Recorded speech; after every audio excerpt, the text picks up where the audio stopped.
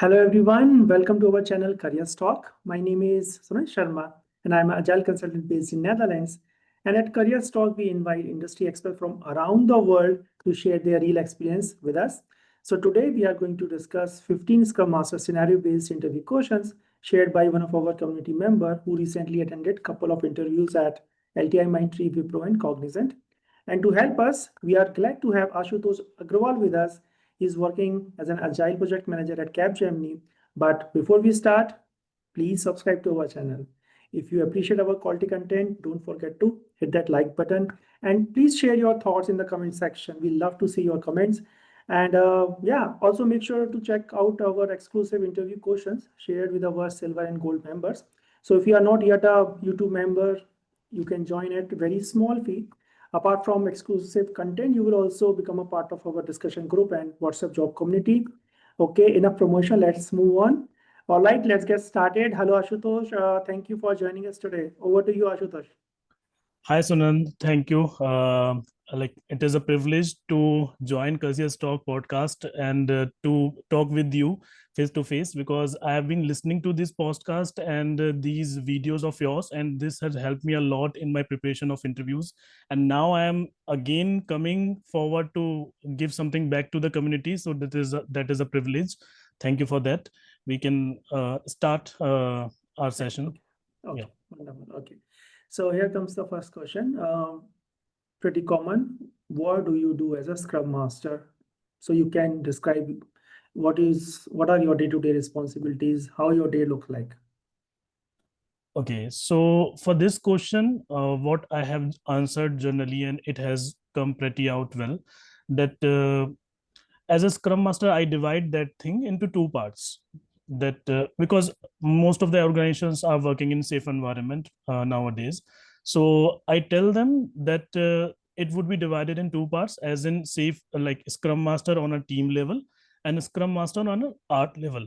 So on team level, I tell them my day-to-day activities would be connecting to stakeholders, connecting to my team members if they face any impediments, guiding them about the Scrum and Agile practices, um, facilitating all the Scrum ceremonies that would be over a sprint, like a sprint planning, retrospective sessions, sprint demos, daily stand-ups, and backlog refinement sessions.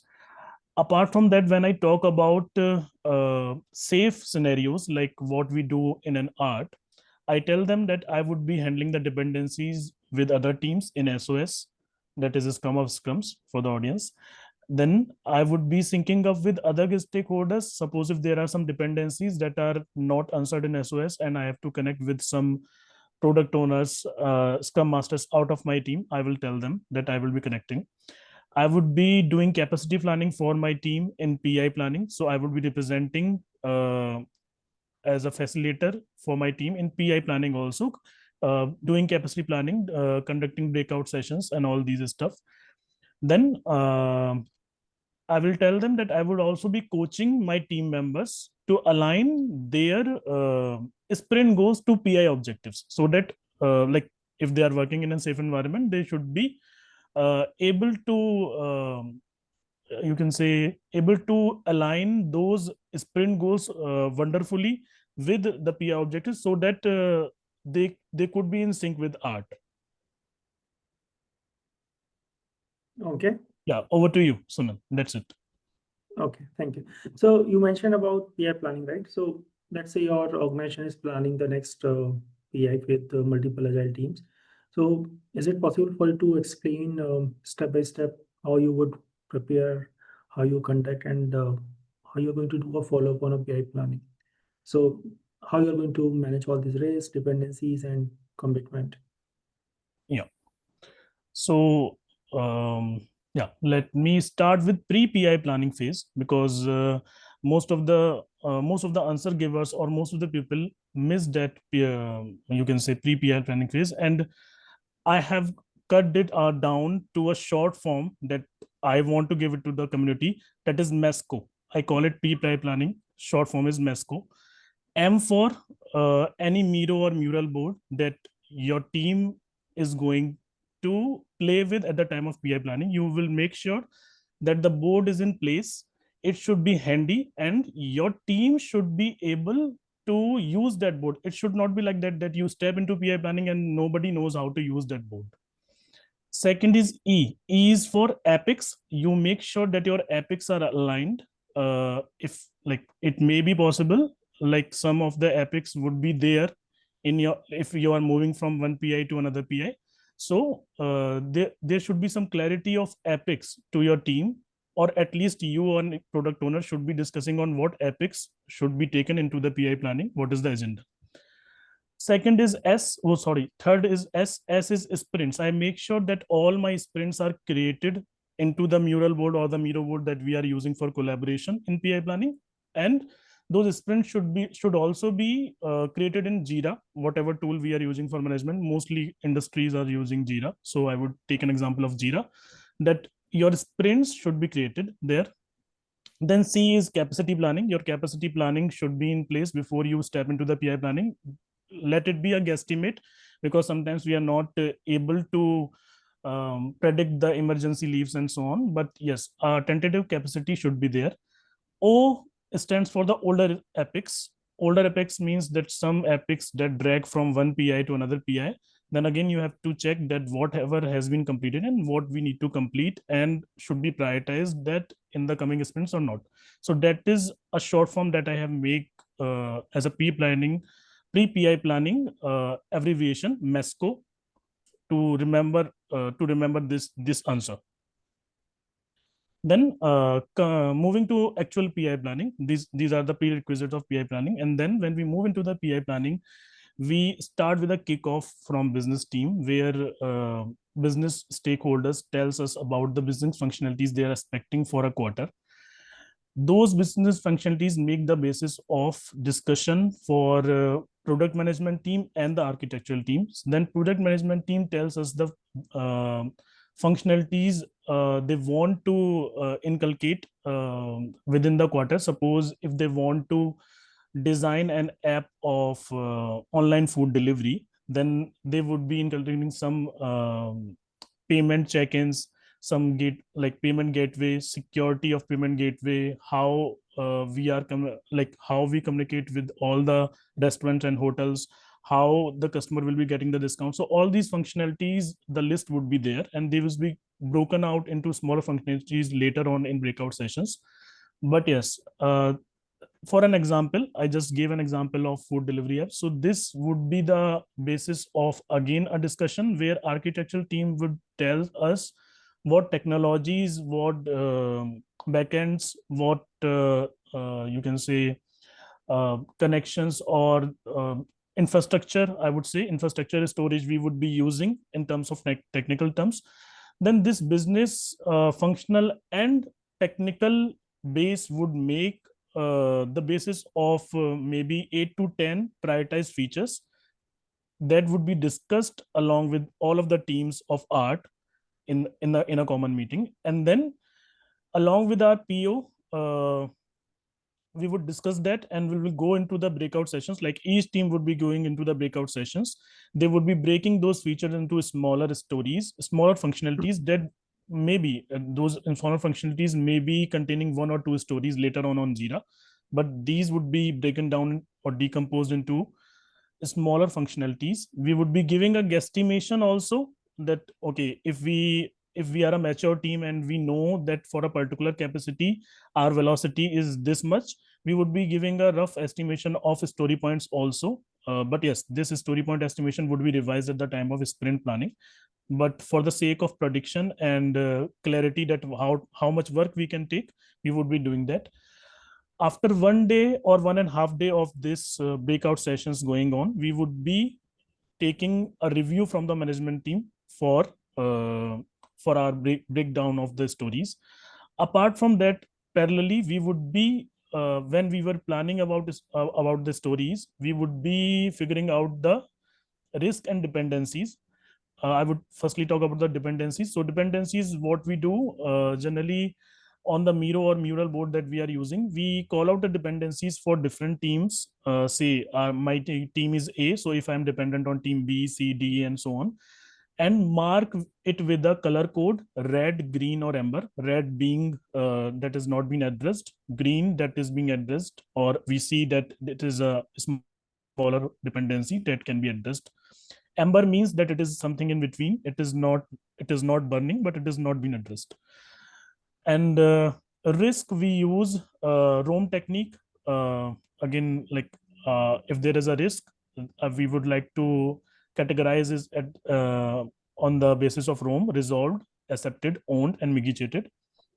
Resolved being that is already been taken care and nothing would be required in future. Accepted means that it is accepted, but we are not doing anything because the likelihood, maybe the probability is very low of that risk, or the impact is very low, or the cost is very high to mitigate that risk, and we don't think that it is fruitful to waste our effort and time on that risk. Then third one is owned, that is owned by a team, or owned by a individual member of the team, so that he or she should be working in future and keeping an eye on that, monitoring that. Mitigated risk is again slightly different from resolved. It is mitigated, but there is a 1 or 2% chance that it can happen, so we have to monitor that regularly. And if there is a date for that when we will checking that, we will point out the date and the owner of that risk again. So this is how we manage risk and dependencies. Coming back to the review, we take the management review, and then if everything is good, we also take a confidence vote at the end, that how our team feels, how much confidence is there in within each team member. And if we think that any team member is going below average, or whatever the norm we have set up, that okay, um, only one person can be there in the below, or sometimes practically if there is below average vote, we do it, we review our planning again, ask the team member very frankly, very transparently, that why and how do you feel that your confidence vote is not so much, and what is the area that you think that can be improved to increase your confidence. Then after that, we again go to the review for management team, and then we close the PI planning.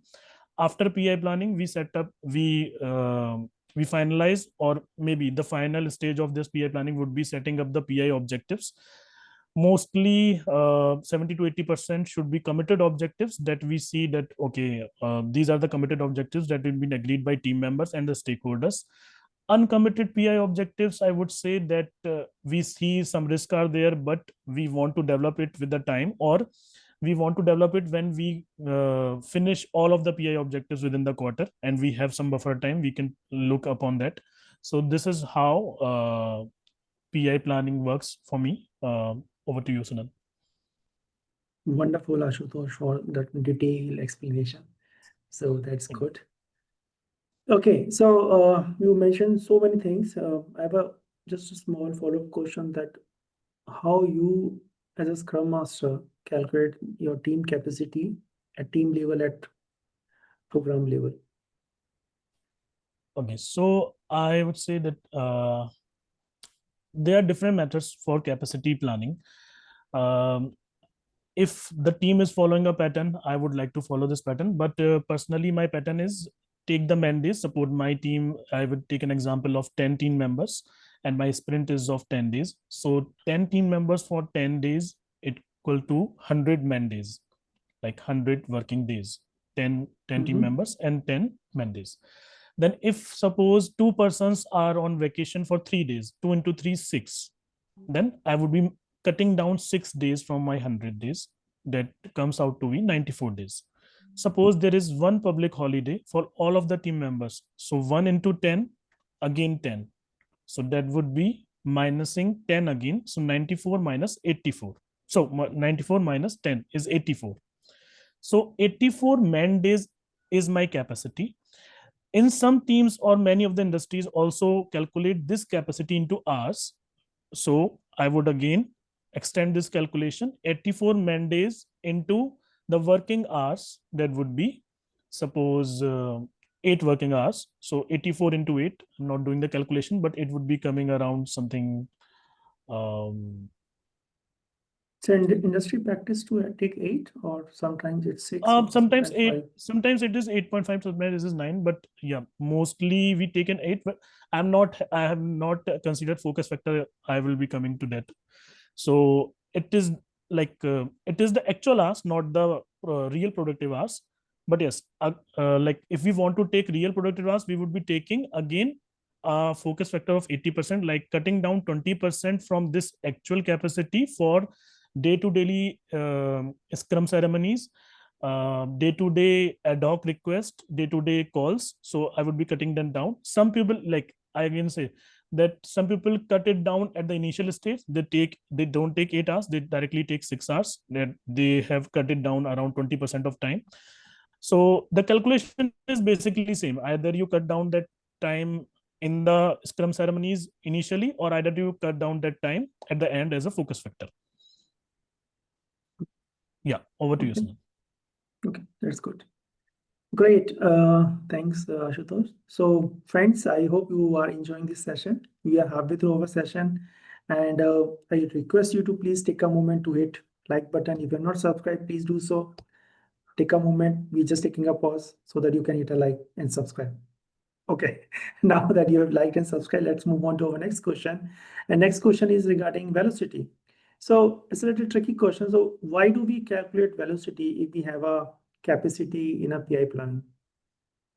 Yeah. So yeah, I have gone through this question many times in the interviews, because it is, as you said, Sunand, it is a tricky question, and sometimes we just don't know like how to answer this. Yes, capacity planning is there, and velocity is also needed.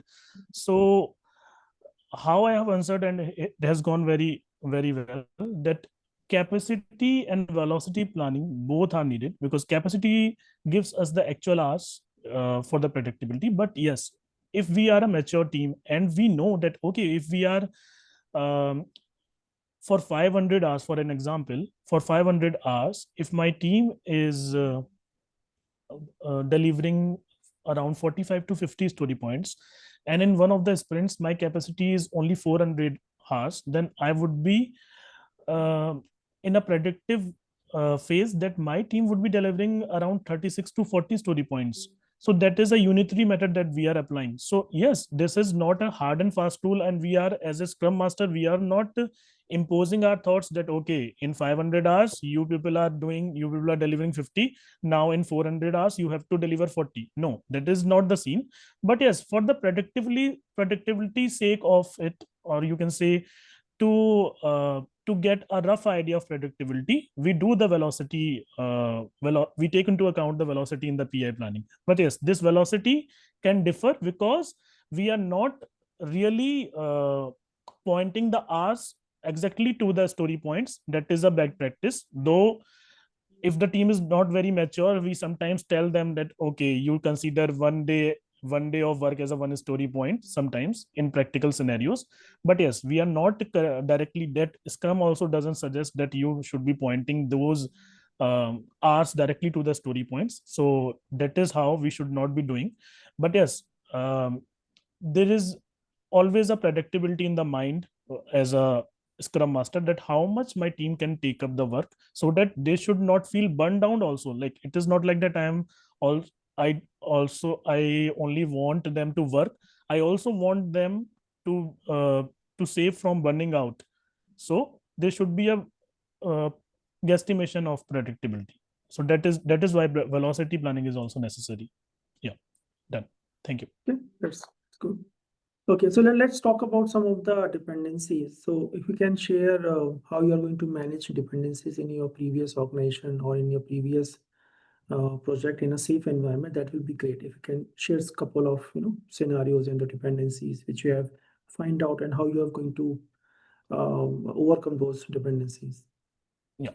So as we discussed the PI planning, Sunan, so the first step is to figure out those dependencies at the time of PI planning. So we would be having some dependencies that are clear from the PI planning, or maybe some dependencies would emerge at the time of our sprint planning or when the sprints are going on. So those dependencies, how I have managed them, would divide into three small points. First point is participating as a Scrum Master in Scrum of Scrums, or if there are more calls, maybe in some scenarios there are dependencies calls weekly. So Scrum of Scrums and dependency calls will make sure that you talk about your dependencies with the other teams, and you also answer the dependencies that are marked to your team. Like some teams would also be dependent on your teams sometimes. So for this, we use in the team call, we use a board, maybe we use mural board, and that can be any board, collaborative board. And it is a board like chessboard. If you see, like we have 8 into 8 columns. So suppose take an example of 8 teams. 8 teams could be dependent on other 7 teams. So team A can write down the dependencies for team B, C, D, and so on. Team B can write down dependencies for B, C, oh, sorry, for A, B is not there, C, D, E, like that. So that would be discussed in that call. Second point, those dependencies should be mapped. As we are working under the same umbrella of the art, we should also link these dependencies on Jira. Suppose my story is dependent on some other party story, some other team story, then we should be doing the proper linkage, so that if their story is going to finish in sprint 2 and their story is input to my story in sprint 3, I would be aware of what they are developing. And if that is not in going in sync, I should be asking them or taking follow-up with the scrum master of that team. Third is participating in every sprint demo. It is not like that you are accountable in an art for your demo. You should be participating in demos from other teams, so that you keep an eye what they are developing. Suppose it may be possible that you are demanding a story completion in sprint 2, in sprint 2 for a sprint 3, but there are some stories that they are not completing in sprint 1. So you would be aware that okay, they are still lacking in sprint 1, then they would not be able to deliver those stories in sprint 2. So when you take into account and you follow up with them and you would attend them all the sprint demos from all the teams, you are aware what is happening within the art, not only your team. So that is how these 3 points I take into account for managing the dependencies. Yeah, over to you. Wonderful. Wonderful. Great. Thank you. Okay, let's move on to our next question. So what are the different factors or the parameters do you consider while you're estimating any user story? So while my team is estimating the user story, I would say that is again a tricky question. When somebody asks that you are estimating a user story, sometimes people start to answer that, okay, while I am estimating the story, Scrum Master is not estimating the user story. First of all, it is the team effort. So whenever this question hits you in the interview, you should be saying that not only me, but my team would be estimating the story. And for the factors that the factors that I consider for the estimation of user story would be the amount of work, like how big is the story, what is the ask of the story, the amount of work is needed, the complexity of the story, how tough, how difficult the story is. That is the second point. The third point is risk and dependencies involved. Sometimes we also have to give a buffer, because sometimes we are not sure that these dependencies would get resolved on time or not, or this risk would appear suddenly. So these three factors, the amount of work, the complexity, the risk and dependencies, would be taken into account while estimating a story. Yeah, finish. Wonderful. Thank you, Ashutosh. Great. Okay, so now the last question for the day. How do you coach a team as a Scrum Master? So let's say your team is new to Agile, or they're struggling with self-organization. So how you are going to guide them? How you are going to create that Agile mindset? How you are going to help them with the collaboration, or how you are going to help them with specific, you use any specific coaching techniques, or how you are going to do that as a Scrum Master? Okay, again, I divide that answer into two parts. Uh, as Scrum Master is a servant leader, so I believe strongly that you can't serve a team as a servant if you don't lead them as a leader. You have to take out the shortcomings, or the you can say their weak areas. So you have to talk with them. You have to identify before coaching. You have to identify where they are lacking, where they are standing at the platform of Agile and Scrum, or maybe something else. So it may be possible they are lacking of competency, they are lacking of knowledge of estimation, they are lacking of Agile and Scrum knowledge, they are lacking on the understanding of definition of done, acceptance criteria, or maybe they are not lacking, they are not updating Jira, they are not they are having some family issues. Anything could be there which is hindering their performance at the level of team or at the level of art. So I will make sure that firstly I diagnose this, that where they are lacking, what they need. Then I will make a roadmap, a plan that accordingly where they are standing, that okay, my team needs this training, and this coaching is needs to be provided to them. If I am able, I will surely according to their availability and according to the bandwidth, I will make sure that I plan some sessions, maybe weekly for 30 minutes or 40 minutes with them. If there are some pre-recorded trainings in the company portals, I will guide them to them, like they can also do those trainings. If there are some external help required, or there are some external trainers or external certifications are required, I will take into account, and I will ask my team members and inform my stakeholders accordingly that this is the place where my team is standing. You should be expecting my team to learn gradually for the Agile and Scrum. You should not be thinking that they are very mature. So this is how I this is how I would be doing some coaching. Apart from these, I would make sure that my team follows Scrum values very transparently, like speaking in all of the calls. They should not be hesitant. They should be open about saying no to a story if they don't understand it. They should be open about asking the right questions. They should feel that they are being heard. If they feel they are being heard, that develops a trust. They would come to me with their silly questions, and sometimes the most silly question is the most important question. Take no silly questions. There are no silly questions. Absolutely. Okay.